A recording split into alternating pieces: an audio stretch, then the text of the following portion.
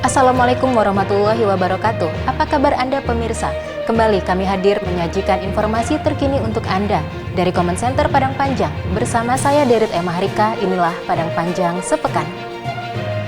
Kita ke berita pertama pemirsa. Terhitung mulai tanggal 15 Juli 2021, Arifah Rahmi resmi menjabat Ketua Pengadilan Agama Kota Padang Panjang. Arifah Rahmi menggantikan Nur Hema yang pindah tugas ke Pengadilan Agama Bangko, Kabupaten Merangin, Provinsi Jambi.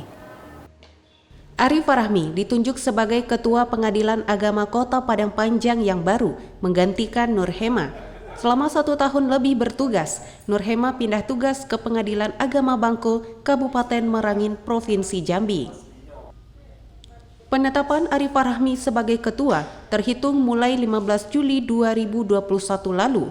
Sebelumnya, ia menjadi Wakil Ketua Pengadilan Agama Padang Panjang sejak 27 Mei 2019. Bertempat di rumah dinas wali kota pada Jumat 23 Juli 2021, didampingi Asisten Administrasi Umum Martoni, Wali Kota Fadli Amran menerima Arifah Rahmi dan Nur Hema. Wako Fadli menyampaikan ucapan terima kasih kepada Nur Hema atas kerjasama dan dorongannya membangun Kota Padang Panjang. Nur Hema mengatakan selama menjabat di Kota Padang Panjang, kerjasama, koordinasi, dan bantuan maupun perhatian dari Pemko Padang Panjang sungguh sangat luar biasa, termasuk masyarakatnya yang sangat terbuka dan patuh. Alhamdulillah selama berada di wilayah Kota Padang Panjang, untuk koordinasi kerjasama dengan Pemko Padang Panjang dan Forkopimda serta organisasi lainnya, alhamdulillah itu sangat terjalin dengan baik dan memang semua pihak sangat antusias untuk melakukan kerjasama dengan Pengadilan Agama Padang Panjang. Untuk lingkungannya, masyarakatnya gimana Bu di Padang Panjang? Masyarakat pun sangat antusias dan sangat terbuka untuk menerima kami di warga Pengadilan Agama Padang Panjang ini. Sekarang kan masa pandemi, Bu. Iya. Kan di sini waktu masa pandemi kan. Iya. Ya, bagaimana Bu menurut Ibu kendala terbesar Ibu menjalin kinerja di sini gitu, bersama Pemko? Walaupun memang kita dibatasi dengan pandemi COVID-19, alhamdulillah itu tidak mengurangi kualitas kerjasama dengan Pemko Padang Panjang. Yang penting kan tujuannya tercapai. Walaupun dibatasi dengan kondisi-kondisi COVID-19 ini, namun semua kerjasama yang dibuat, semua kegiatan yang dibuat, insya Allah itu berjalan sangat lancar. Berita selanjutnya, pemirsa, guna memastikan pelaksanaan Instruksi Mendagri nomor 23 tahun 2021 tentang pemberlakuan pembatasan kegiatan masyarakat atau PPKM berbasis mikro level 4 di Kota Padang Panjang, tim Satgas COVID-19 terus lakukan patroli skala besar dengan menyusuri ruas jalan dan menghimbau masyarakat untuk mematuhi aturan PPKM. Tim Satuan Tugas atau Satgas COVID-19 melakukan patroli skala besar guna memantau pelaksanaan Instruksi Menteri Dalam Negeri atau Inmendagri nomor 23 tahun 2021 tentang pemberlakuan pembatasan kegiatan masyarakat atau PPKM berbasis mikro level 4 di Kota Padang Panjang pada Sabtu 24 Juli 2021. Tim yang terdiri dari Satpol PP, TNI, Polri, dan dinas terkait tersebut menyusuri ruas jalan kota, sekaligus memberikan himbauan kepada masyarakat agar mematuhi PPKM setelah sebelumnya melaksanakan apel gabungan persiapan patroli di Mapolres Padang Panjang. Tim melakukan pemantauan ke sejumlah kafe dan tempat keramaian di Kota Padang Panjang. Sarana olahraga seperti lapangan futsal pun tak luput dari pengawasan. Kasih Penegakan Perda Satpol PP Damkar, Idris mengatakan beberapa kafe diberi teguran karena masih melayani makan di tempat. Karena selama PPKM, lapak jajanan, kafe, restoran, rumah makan hanya boleh melayani take away. Sementara itu pemirsa, Minggu 25 Juli 2021, pemerintah Kota Padang Panjang mulai salurkan bantuan bagi keluarga terdampak PPKM.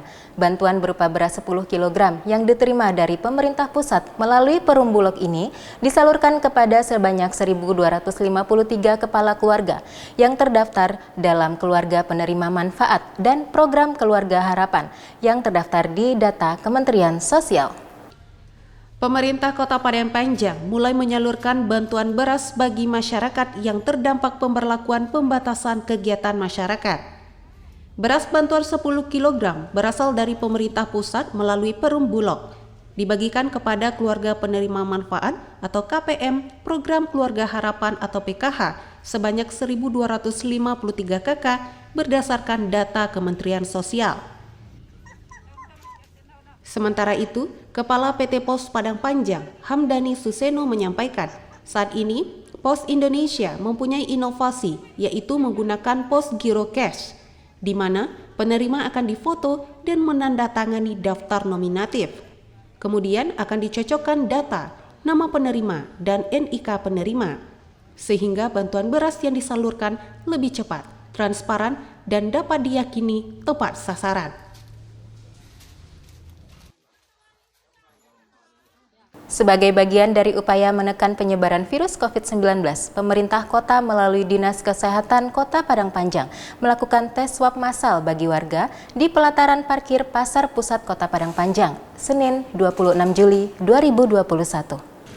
Menekan penyebaran virus COVID-19, Pemko melalui Dinas Kesehatan mengadakan tes swab massal bagi warga di pelataran parkir Pasar Pusat Padang Panjang pada Senin 26 Juli 2021. Kepala Bidang Pencegahan dan Pengendalian Penyakit atau P2P Dinkes, Rahmaisa mengatakan kegiatan swab massal bagi warga ini merupakan upaya Pemko memutus penyebaran virus COVID-19 di Kota Padang Panjang. Sesuai instruksi Menteri Dalam Negeri nomor 26 tahun 2021, saat ini Padang Panjang beralih pada pemberlakuan pembatasan kegiatan masyarakat atau PPKM level 3 dari sebelumnya berada di level 4. Bekerja sama dengan Polres Padang Panjang serta tim dari Labskesda Provinsi Sumatera Barat, Dinkes menurunkan petugas dari Puskesmas Bukit Surungan dan Puskesmas Kebun Sikolos. Sebanyak 64 orang datang ke posko untuk mengikuti tes swab, termasuk beberapa pejabat, ASN, anggota Polri. Di saat bersamaan, tes swab juga dilaksanakan di Balai Kota. Masyarakat juga bisa datang ke Puskesmas Bukit Surungan, Kebun Sikolos, Kotokati, dan Gunung yang juga melayani swab dari jam 08.00 WIB hingga jam 10.00 WIB setiap harinya. Cukup bawa KTP, masyarakat akan dilayani tanpa dipungut biaya apapun. Pada hari ini kita melakukan kegiatan swab massal terhadap warga Padang Panjang. Hal ini bekerja sama antara Pemko Padang Panjang dengan Polres Kota Padang Panjang. Adapun kegiatan ini kita bertujuan untuk memutus mata rantai penularan dari virus corona yang pada saat ini kasusnya setiap hari semakin bertambah dengan jumlah yang cukup signifikan. Kegiatan ini hari ini kita mulai dari jam 8.30 tadi sampai jam 12 nanti siang. Karena sampel juga harus sampai di lab Unan paling lambat itu jam 2. Jadi kalau sudah lewat jam 2 sampel kita akan ditolak atau akan diperiksa di hari berikutnya. Yang diperintahkan oleh Bapak Sekretaris Daerah untuk mengikuti swab karena ada salah seorang anggota Posko Induk, Bapak Putra, yang dinyatakan positif. Untuk itu himbauan ini sudah kita laksanakan, khususnya kami yang di Posko Induk sudah melaksanakan swab hari ini. Kemudian juga diimbau kepada seluruh masyarakat untuk mengikuti melaksanakan swab ini apabila ada kontak erat dengan pasien yang positif dalam rangka melaksanakan 3T, tracing, tracking, dan treatment, sehingga nanti kita akan lebih mudah memutus mata rantai penyebaran COVID ini apabila sudah kita laksanakan testing atau tracking, maka Masih dalam rangka mengantisipasi dampak sosial ekonomi dari pemberlakuan PPKM, pemerintah Kota Padang Panjang kembali salurkan bantuan beras kepada masyarakat yang telah terdata Selasa 27 Juli 2021. Kali ini bantuan disalurkan kepada 7 kelurahan di Kecamatan Padang Panjang Barat. Mengantisipasi dampak sosial ekonomi, pemerintah Kota Padang Panjang pada Selasa 27 Juli 2021 kembali menyalurkan bantuan beras bagi masyarakat terdampak pemberlakuan pembatasan kegiatan masyarakat atau PPKM.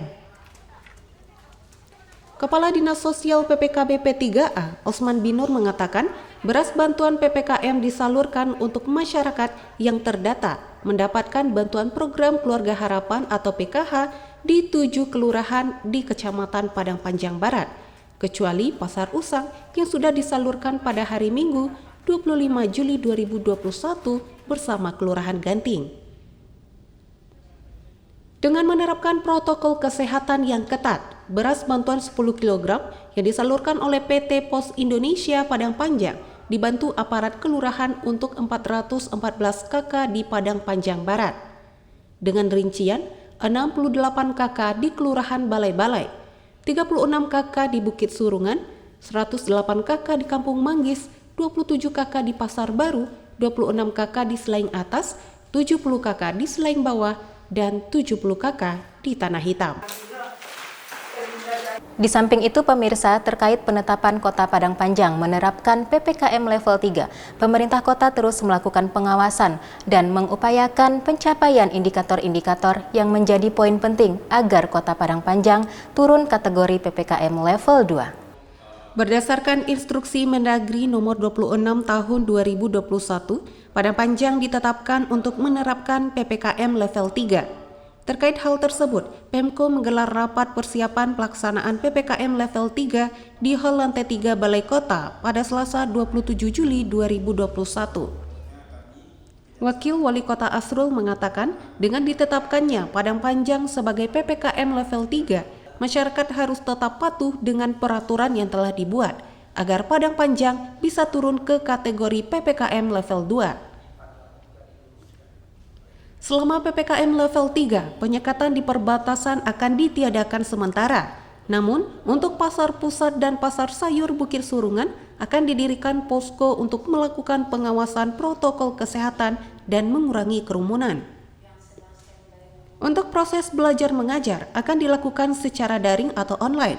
Begitu juga untuk pelaksanaan kegiatan di tempat kerja atau perkantoran diberlakukan 75% WFH atau work from home dan 25% WFO atau work from office. Tempat ibadah dapat mengadakan kegiatan dengan kapasitas 25% dengan menjalankan prokes dan mengoptimalkan pelaksanaan ibadah di rumah. Kepala Dinas Kesehatan Nur Yanuar menyampaikan, untuk bisa menjadi PPKM level 2, kasus konfirmasi harus kecil dari 25 kasus dalam sehari. Indikator yang masih menjadi poin penting lainnya adalah tracing, harus menjalankan tes swab dalam sehari sebanyak 119 orang. Memberikan makan secukupnya, kemudian dari bidang kesehatan juga memberikan. Digabung dengan bantuan beras PPKM. Jadi bantuan sosial tunainya akan diterima oleh masyarakat penerima itu 2 bulan kali 300.000, 600.000. Kemudian Vaksinasi menjadi salah satu upaya dari pencegahan penyebaran virus COVID-19. Hal ini disambut baik oleh masyarakat Kota Padang Panjang, terbukti dengan antusiasme masyarakat yang tinggi pada pelaksanaan vaksinasi dosis kedua, Selasa 27 Juli 2021. Dengan antusiasme yang tinggi dari masyarakat saat pelaksanaan layanan vaksinasi di kelurahan yang sebagian besar mendapatkan vaksinasi dosis pertama, Dinas Kesehatan kembali menggelar layanan vaksin dosis kedua.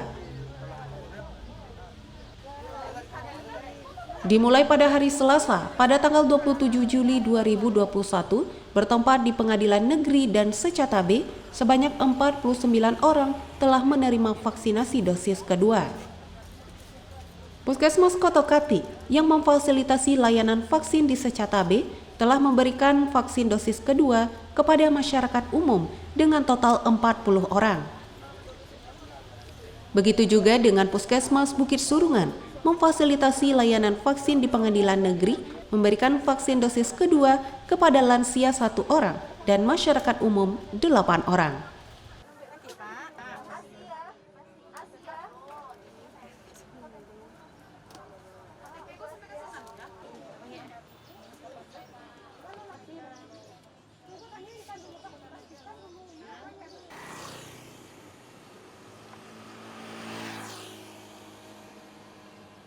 Kita beralih ke informasi lainnya. Pemirsa, setelah dilakukan seleksi sejak Maret lalu oleh Dinas Pemuda, Olahraga, dan Pariwisata, sebanyak 65 orang siswa dan siswi dari berbagai sekolah tingkat SMA di Kota Padang Panjang terpilih menjadi anggota Paskibraka.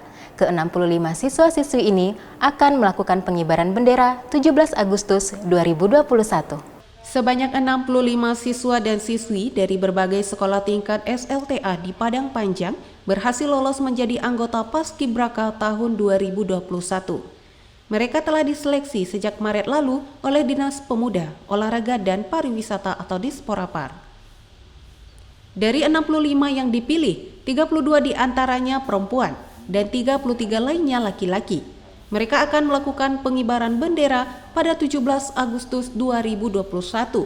Kini dilatih 10 pelatih dari TNI, Polri, dan Satpol PP. Sekretaris Disporapar Hendra Putra mengatakan, siswa-siswi tersebut adalah orang pilihan yang terbaik dari yang baik dan berharap para peserta tidak menyia-nyiakan momen ini. Siap menghadapi proses pembelajaran tatap muka, siswa SMP 6 Kota Padang Panjang ciptakan inovasi alat screening penciuman digital yang dapat mendeteksi indera penciuman untuk mengantisipasi kemungkinan adanya OTG. Uji coba alat ini disaksikan langsung oleh petugas Puskesmas Bukit Surungan. Persiapan pembelajaran tatap muka, siswa SMP Negeri 6 melahirkan inovasi screening penciuman digital. Didampingi para guru dalam proses pembuatan alat screening penciuman digital tersebut, digunakan untuk mendeteksi indera penciuman dari siswa yang akan mengikuti pembelajaran tatap muka. Uji coba pertama alat tersebut langsung disaksikan petugas Puskesmas Bukit Surungan. Untuk uji coba selanjutnya akan didatangkan pihak dari Badan Penanggulangan Bencana Daerah atau BPBD Kesbangpol Kota Padang Panjang. Kepala SMP Negeri 6 Muji Sirwanto berharap alat screening penciuman digital tersebut bisa digunakan juga untuk sekolah-sekolah lain, kantor, dan lembaga lain yang ada di Kota Padang Panjang. Deteksi kasus-kasus OTG yang penciumannya bisa hilang kan. Jadi dengan adanya alat ini bisa membantu untuk mendeteksi apakah penciumannya normal atau tidak. Ini sangat bagus sekali dan bisa membantu kita untuk membedakan mana yang OTG dengan tidak. Kota Padang Panjang kembali raih penghargaan Kota Layak Anak tingkat Madya dari Kementerian Pemberdayaan Perempuan dan Perlindungan Anak. Penghargaan ini diraih atas komitmen pemerintah kota dalam mendukung perlindungan dan pemenuhan hak anak secara menyeluruh dan berkelanjutan. Komitmen mendukung perlindungan dan pemenuhan hak anak secara menyeluruh dan berkelanjutan membawa Kota Padang Panjang kembali meraih penghargaan Kota Layak Anak atau KLA peringkat Madya dari Kementerian Pemberdayaan Perempuan dan Perlindungan Anak. Penghargaan tersebut diserahkan secara virtual oleh Menteri PPPA I Gusti Ayu Bintang Darmawati kepada Wali Kota Fadli Amran pada Kamis 29 Juli 2021. Wako Fadli mendorong agar peringkat Madya yang diraih saat ini bisa meningkat untuk tahun-tahun berikutnya menjadi Nindya. Sementara itu, Kepala Dinas Sosial Pengendalian Penduduk, Keluarga Berencana, Pemberdayaan Perempuan dan Perlindungan Anak, Osman bin Nur, menyampaikan dinasnya akan terus berupaya melakukan peningkatan dalam perlindungan dan pemenuhan hak anak.